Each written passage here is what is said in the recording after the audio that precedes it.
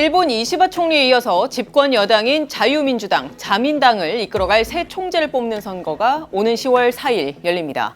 현재 5파전으로 진행이 되고 있는데 최연소 총리에 도전하는 고이즈미 신지로 농림수산상과 첫 여성 총리를 노리는 다카이치 사나의 전 경제안보상의 양강구도 양상입니다. 일본은 지금 어떤 후보가 자민당 총재가 될지, 더 나아가 일본 총리 자리에 오르게 될지 초미에 관심이 쏠리고 있는데요.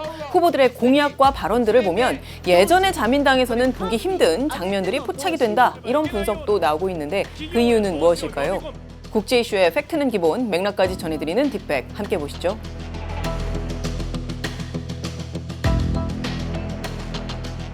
우선 후보들부터 설명을 드리겠습니다. 고이즈미 신지로 후보, 5년 넘게 집권을 했던 고이즈미 주니치로 전 총리의 아들이죠. 이 가문의 역사는요, 언제부터 시작이 되느냐 하면 아버지에서부터 시작이 된 게 아니라 아버지의 할아버지이자 중의원 부의장을 지낸 마타지로에서 시작이 됩니다. 정치계의 대표적인 금수저다라고 할 수 있죠. 1981년 가나가와현 출생인데요. 일본 칸토가쿠인 대학을 졸업한 뒤에 2006년 컬럼비아대 대학원을 수료를 하고 미국 CSIS 연구원으로 일을 하게 됩니다. 당시 이른바 재팬 핸들러, 미일 관계에 큰 영향력을 행사하는 미국 내 일본 전문가들과 적극적으로 교류를 한 걸로 알려져 있습니다. 이렇게 미국에서 일을 한 뒤에 일본으로 돌아온 이후 2007년 고이즈미 주니치로 중의원 비서로, 그러니까 자신의 아버지의 비서로 일을 하기 시작을 했고요. 그리고 2009년 중의원에 처음 당선된 이후 현재 육선 의원입니다. 그리고 일본의 환경상에 이어서 농림수산상을 현재 맡고 있습니다. 지금 또 다른 유력하게 거론되는 후보, 바로 여자 아베로 불리는 다카이치 전 경제안보상이죠. 1961년 나라현 출생인데요. 강경 보수 성향을 보여왔던 인사입니다. 고이즈미 후보처럼 유력 정치 가문 출신은 아닙니다. 어머니는 나라현의 경찰관이었고요. 아버지는 도요타 계열 자동차 회사에서 근무한 걸로 알려져 있습니다. 고베 대학교를 졸업한 이후에는 일본 정치 지도자들을 다수 배출한 걸로 유명한 마쓰시타 정경숙에 입학을 했습니다. 이 기간 1년 동안 미국에 머물면서 당시 콜로라도주 연방 민주당 하원의원이던 패트리샤 슈로더 의원실에서 인턴을 했습니다. 그리고 1993년 무소속으로 중의원 선거에서 처음 당선이 됐고 96년 자민당에 입당을 했습니다. 그리고 그는 아베 전 총리의 큰 신임을 받았는데 아베 전 총리는요, 다카이치를 전면적으로 지원한다, 이렇게 선언을 한 바가 있습니다. 다음은 하야시 요시마사입니다. 워낙 많은 정부 요직을 맡았던 인물이어서 아시는 분들도 많을 것 같은데요. 현재는 이시바 내각의 관방장관인데 기시다 후미오 전 총리의 외무상을 비롯해서 여러 당 지도부와 또 정부 직책을 역임한 베테랑 정치인으로 평가가 되는 인물입니다.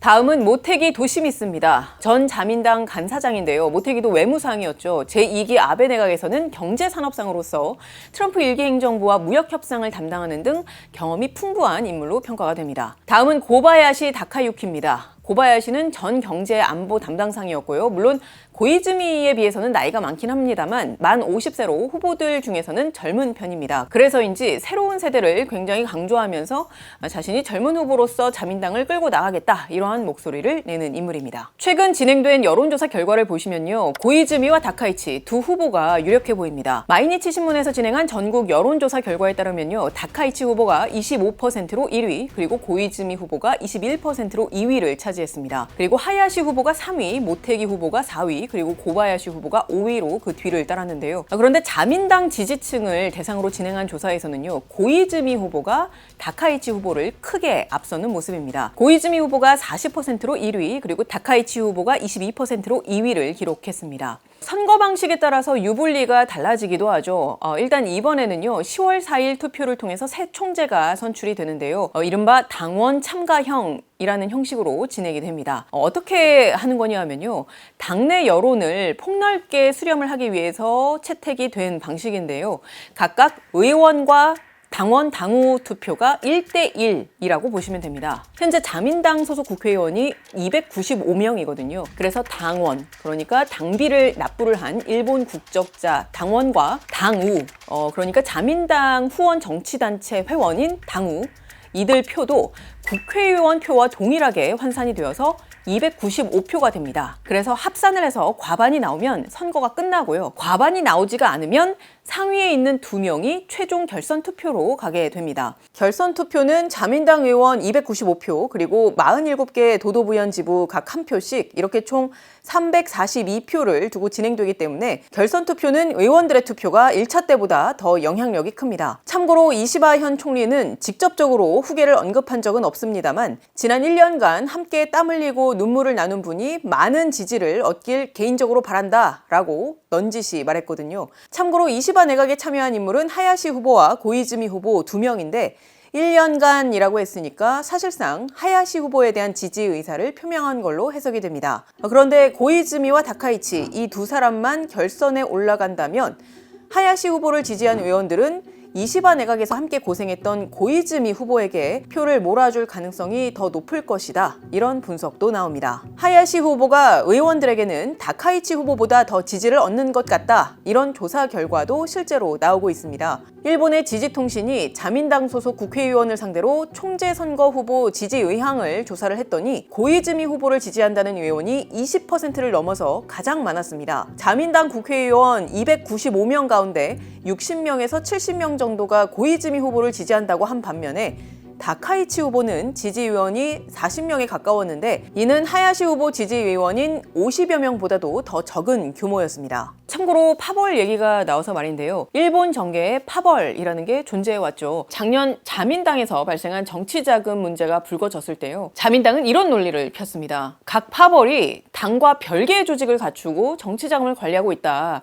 정치자금에 문제가 생긴 건 파벌의 책임이지 자민당의 책임이 아니다. 이런 논리로 책임을 회피했거든요. 실제 이 사건은 워낙 큰 사건이었기 때문에 어쩌면 자민당 자체가 무너질 수도 있었을 정도의 큰 사건이었지만 그 아소 전 총리가 이끄는 파벌을 제외한 나머지 파벌이 전부 다 해산하는 것으로 사태가 마무리가 됐습니다. 앞서 말씀드린 것처럼 이번 총재 선거에서도 특히 결선 투표에서 이 파벌의 움직임이 중요하다는 평가가 나오고 있는데요. 참고로 고이즈미 후보도 그렇고 이 다카이치 후보도 그렇고 현재는 파벌에 소속이 되어 있는 건 아닙니다. 아소파를 제외하면 공식적으로는 파벌이 모두 해체가 됐기 때문에 파벌에 소속되어 있진 않습니다만 여전히 구 파벌들의 그 세력이 영향력을 미치고 있기 때문에 실제로 물밑에서 보면 4곳이 넘는 구 파벌들이 고이즈미 신지로 후보를 지지하고 있다. 이제 다카이치 후보의 경우는 더 적은 파벌의 지지를 받고 있다.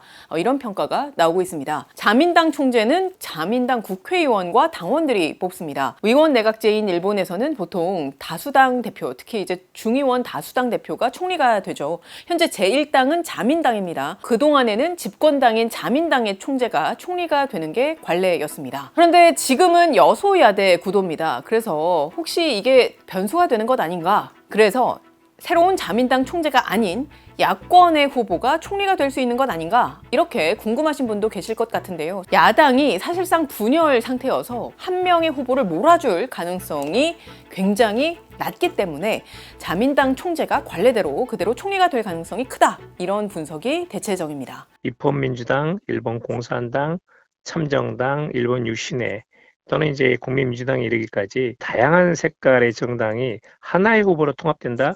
라는 것은 현 상태로서는 불가능한 일이거든요. 그런 점에서는 자민당과 공명당의 현재 연립 정권에다가 일본 유신회나 국민민주당의 하나의 정당이 추가되면서 세 개의 정당이 연립여당 구성하는 그런 쪽으로 갈 가능성이 매우 높습니다. 공식 홈페이지에 들어가 보면 PDF 파일로 공약지를 볼 수가 있는데요. 물론 공약지 하나가 그 모든 정책의 방향성을 담보한다라고 보기는 어렵겠습니다만 그럼에도 불구하고 어떤 부분에 가장 중점을 두는지를 알 수 있기 때문에 저희가 이 부분을 분석을 해봤는데요. 우선 가장 먼저 눈에 띄는 점은요. 5명의 후보자 모두 경제 관련 내용을 핵심 공약으로 내세웠습니다. 특히 자민당 재건을 가장 먼저 앞세운 모태기 후보를 제외하고는 전부 1번 공약으로 경제 분야를 삼을 만큼 중요하게 다뤘는데요. 경제 부분에 있어서 물론 중요하게 다루기는 했습니다만 고이즈미 후보 같은 경우는 좀 구체성이 떨어져 보이는, 그러니까 가령 이제 국민들을 안심시키는 정책을 취하겠다. 특히 고물가 대책에서는 뭐 여러 제한이 있으므로 모든 선택사항을 배제하지 않고 정당 간의 협의를 진행하겠다. 이렇게 다소 모호한 표현을 사용을 했는데요. 반면 다카이치 후보는 책임 있는 적극 재정을 내세우면서 교부금 확충이라든지 그리고 급여세 공제 등 공약지에서부터 좀 적극 재정을 강조하는 부분이 눈에 띄었습니다. 물론 1차 자료로서의 의미는 있습니다만 구체성이 아무래도 전반적으로 좀 떨어지는 측면이 있어서 토론회에서나 아니면 이제 기자들과의 어떤 대담에서 보다 더 많은 이야기들을 했다. 근데 그럼에도 불구하고 토론회나 그리고 이제 기자회견이라든지 이런 곳에서조차 엄청 구체적으로 이야기를 한다. 그래서 진짜 어떤 정책을 취하려 한다라는 것이 아주 명확하게 보여진다라는 평가를 사실 일본 언론에서조차 하지 않고 있습니다. 다카이치 후보는 물가 상승 대책 등의 재원으로서 그 적자 국채 발행에 대해서 언급을 한 바가 있는데요. 재정 적자가 늘어나는 것에 따라서 이제 국채 가격이 떨어질 수 있다 이런 우려가 나오는 데 대해서는 이렇게 이야기를 했습니다. 국채는 9할 이상을 국내 투자자가 보유하고 있다. 이렇게 이야기를 했는데요. 사실상 문제가 되지 않을 거다. 이런 인식을 보인 것이죠. 고이즈미 후보는 앞으로 이제 5년 뒤인 2030년까지 연간 100만 엔의 임금을 인상할 수 있도록 하겠다. 즉 우리 돈으로 하면은 941만 원의 임금을 인상할 수 있도록 하겠다. 이러한 정책을 강조를 하고 있습니다. 중소기업의 생산성을 높이는데 적극 지원을 하겠다. 뭐 이런 이야기들도 했습니다. 후보들이 이렇게 경제정책을 강조할 수밖에 없는 게요. 지금 일본의 경제 상황이 좋지 않습니다. 실제로 지난 20일부터 21일까지 진행이 된 아사히의 여론조사에 따르면요. 새 총재에게 가장 우선해서 다뤄주길 바라는 주제의 순서는 무엇이냐라는 질문에 물가 상승이 45%로 압도적인 1위를 차지했습니다. 이번 선거에서 눈길이 가는 부분은 또 있습니다. 바로 외국인 규제 정책을 적극 내세우는 점도 눈에 띕니다. 하야시 후보를 제외한 모든 후보가요. 공약지에서조차 외국인 규제에 관한 공약을 담았습니다. 고이즈미 후보와 다카이치 후보는 모두 외국인 문제에 관해서 사령탑을 강화하겠다 이러한 공약을 내걸었고요. 특히 외국인의 토지 취득 문제를 공통적으로 지적했습니다. 또 모테기 후보는 불법 외국인 제로를 목표로 하겠다고 했고요. 고바야시 후보도 외국인의 주택용 토지 취득 규제 그리고 엄격한 출입국 관리 등 구체적인 외국인 규제 정책을 내놓았습니다. 그리고 지난 22일에 있었던 소견 발표 연설회에서도요. 하야시 후보를 제외한 후보 4명이 모두 외국인 규제 정책을 거론을 했습니다. 특히 다카이치 후보는 연설 시간의 절반가량을 외국인 정책에 할애했을 만큼 외국인 문제에 강경한 모습을 보였는데요. 외국인이 나라시, 나라공원의 사슴을 발로 차기도 한다면서 반외국인 정서를 강하게 자극하기도 했는데요. 처음에는 이렇게 갑자기 사슴이라는 가사가 담긴 노래를 부릅니다.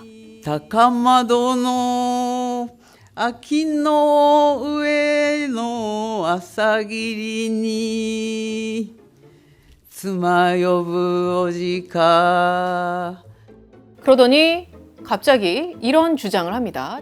奈良の鹿をですよ、足で蹴り上げるとんでもない人がいます。外国から観光に来て日本人が大切にしているものをわざと痛めつけようとする人がいるんだとすれば、皆さん何かが行き過ぎている、そう思われませんか？ 참고로 이 발언에 대해서 나라공원 관계자는 뭐라고 했냐면요. 다카이치 후보가 문제 삼은 걸로 보이는 이 SNS 영상 속의 해당 인물이 외국인인지는 확인이 되지 않았고 과거 나라공원에서 사슴이 살상된 사건이 2건이 있었지만 유죄 판결을 받은 사람은 일본인 남성이었다. 이렇게 말을 했습니다. 그렇다면 후보들은 왜 이렇게 이번 선거에서 반외국인 정서를 부각하고 있는 걸까요? 예전에 저희가 제작했던 일본 참정당의 부상에 대한 콘텐츠를 보셨다면 아마 짐작을 하셨을 것 같은데요. 지난 7월 참의원 선거에서 이른바 일본인 퍼스트 슬로건을 내건 극우 정당 참정당이 돌풍을 일으켰죠. 외국인 문제를 강하게 앞세우면서 범죄 증가와 또 물가 상승의 원인을 외국인에게 돌렸던 참정당의 전략이 일본의 어떤 그 사회 경제적 불안이 지속되는 상황에서 많은 유권자들에게 호소력을 발휘했다. 이런 평가가 나왔거든요. 이런 참정당의 전략을 후보들이 말하자면 벤치마킹을 해서 당원들의 마음도 끌어오려고 하는 게 아닌가 싶습니다. 이 후보들이 작년 자민당 총재 선거에 출마했을 때에는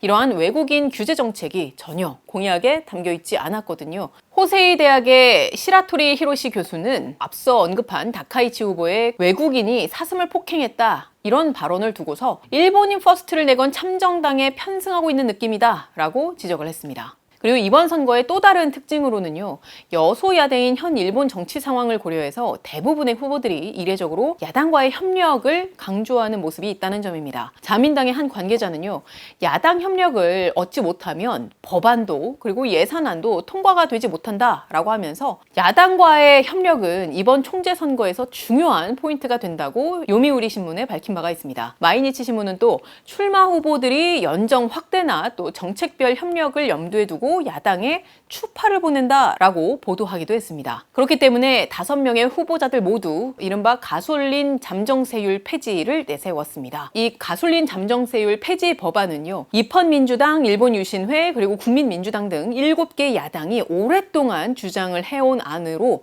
올해 정기국회에 공동 제출한 바가 있습니다. 참의원에서는 여당이 당시에 과반 의석을 보유했기 때문에 지난 6월 22일에 해당 안이 폐기가 된 바가 있습니다. 그런데 이번에 이 자민당 총재 선거에서 후보자들이 입장을 바꾼 겁니다. 고이즈미 후보, 다카이치 후보, 그리고 고바야시 후보는 본인의 공약지에 해당 내용도 각각 포함을 시켰습니다. 그리고 비슷한 맥락의 사안은 또 있습니다. 이른바 연봉의 벽 문제 철폐하는 부분 역시 야당인 국민민주당이 요구하는 핵심적인 내용입니다. 특히 고이즈미 후보와 다카이치 후보가 이에 응하는 태도를 보이고 있습니다. 후보자들이 직접 야당과의 협력을 언급하는 부분도 눈에 띕니다. 고이즈미 후보는 지난 21일 연정 확대와 관련해서 나는 그쪽이, 그러니까 연정 확대가 안정적이라고 생각한다라고 말을 했고요. 다카이치 후보는 기본 정책이 합치하는 야당과 가능하면 연립을 짜는 것까지 생각하고 싶다라고 이야기를 했습니다. 이렇게 연정 확대를 추구하는 발언들을 보시면 후보자들이 온건 방향으로 돌아선 것이 아닌가 이렇게 생각하실 수도 있을 것 같은데요. 유력 후보 둘은 야스쿠니 신사 참배를 했고요. 특히 다카이치 후보는 2022년에 야스쿠니 신사 참배에 반발하는 한국과 중국을 겨냥해서 야스쿠니 참배를 중간에 그만두니까 상대가 기어오르는 거다 라고 발언을 했거든요. 야스쿠니 신사에 참배하는 행위 자체가 문제가 있는 역사 인식을 갖고 있다는 것을 드러낸 것인데,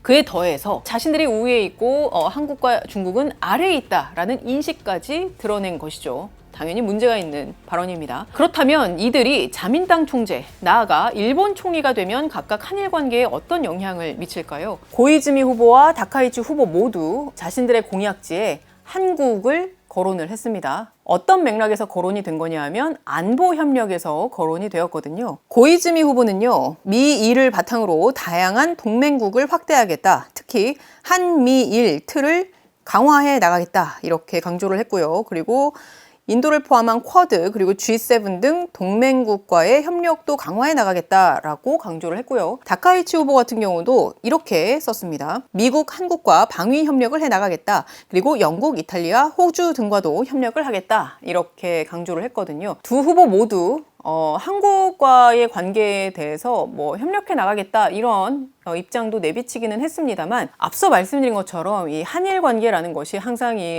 가장 큰 변수로 거론되는 것 중 하나가 바로 과거사 문제죠. 다카이치 후보가 상대적으로 더 강경한 그리고 무모해 보이는 발언까지 하기는 했습니다만, 근본적으로 두 후보 모두 이러한 수정주의적 역사인식을 계속해서 보인다면 과거사 문제에 있어서 그 하나의 큰 변수로 한일 관계에 작용할 수도 있다. 이런 분석도 나오고 있는데요. 만약 고이즈미 후보가 총재로 선출이 된다면 이시바 총리가 갖고 온 실용적 셔틀 외교 중심의 노선을 상당 부분 이어갈 가능성이 높다는 분석이 대체적인 반면에, 다카이치 후보는 2021년 자민당 총재 선거 때부터 한국이 위안부, 강제징용 문제와 관련해 부적절한 정보를 발신하고 있다.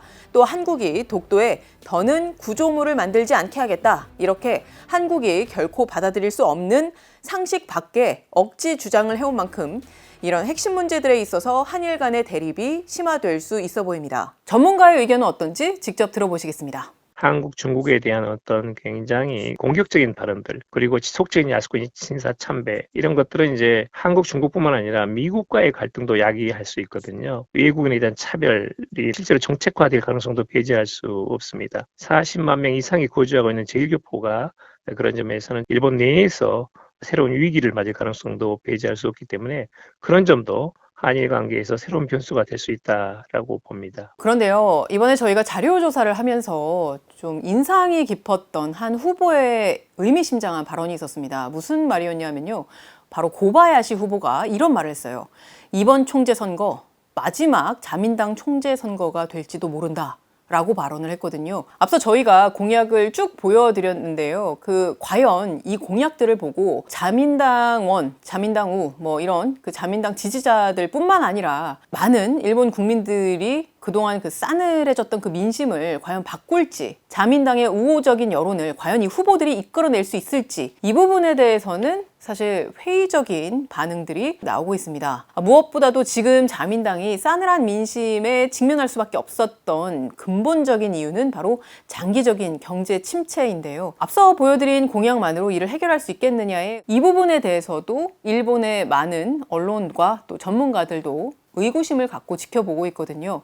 30년 이상 일본 경제가 침체되고 있고 일본인들 급여가 오르지 않는 반면에 인플레가 진행하면서 실질 소득은 더욱더 감소를 하고 있거든요. 코이즈미나 다카이치나 이렇다 할 만한 납득이 갈 만한 충분한 근거가 있는 그런 정책 내용과 목표를 제시하지 못하고 있습니다. 총리가 바뀌어도 일본이 바뀔 거라는 전망은 그리 높지 않다라고 말할 수 있습니다. 그리고 자민당 문제의 어떤 핵심 문제 중 하나인 아까 말씀드린 정치 비자금 문제와 관련해서도 해당 사태에 연루가 됐던 의원들을 재기용을 할 것이냐 말 것이냐 이 부분에 대해서도 관심이 많은데요. 사실상 모든 후보들이 이 부분에 있어서도 뜨뜻미지근한 반응을 보이고 있습니다. 과연 이걸 지켜보는 많은 일본 국민들의 입장에서는 쇄신의 의지를 자민당이 보여주고 있다. 라고 인식을 할까요? 자민당 내부에서조차 사람들이 정말 개혁할 의지가 있냐 이런 의구심이 나올 수밖에 없을 것 같기도 한데요. 따라서 앞서 말씀드린 것처럼 고바야시 후보도